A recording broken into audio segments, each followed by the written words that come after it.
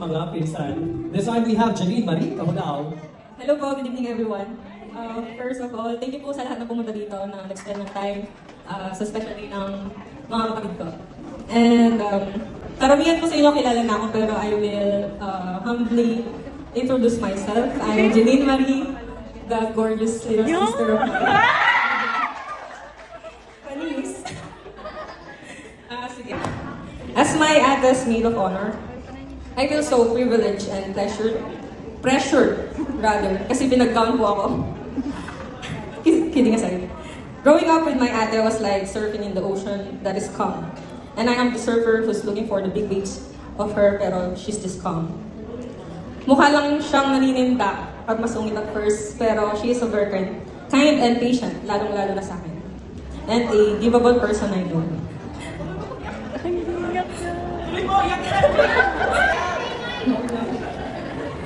Kung di nyo po natatanong, kung hindi mo natatanong, I am so very thankful having you as my sister.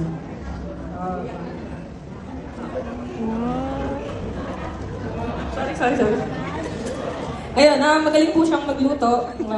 She's there when nag-crave ako ng ibang pagkain. Kapag may kailangan ako sa mga gamit, she's there to give. At kapag kailangan ko magpawax ng kilig-kilig, she's there for me. For short, she's one call away. Medyo late nga lang po kasi mabagal po siyang pumilos. And as you take one step for a new chapter of your life with Kuya Carlo, I will surely miss our banding, especially kapag nagkakantahan tayo ng dugtungan kahit wala sa rhythm. By the way, so, eto, for Kuya Carlo, I know you are a good and a very patient guy na perfect para sa ate ko. At alam niyo po ba gano'n siya ka-patient? He just waited for 6 years para lang mapasagot at maging girlfriend ng ate ko. And for me, that's a sign of strong and a very patient love from my Kuya Carlo.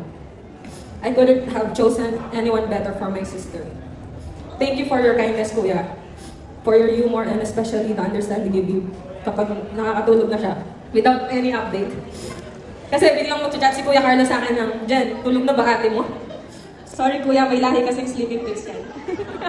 Kidding aside again, ingatan at mahalin niyo palalo ang isa't isa and always remember the promises you made and the vows you have exchanged. Congratulations and best wishes to both of you.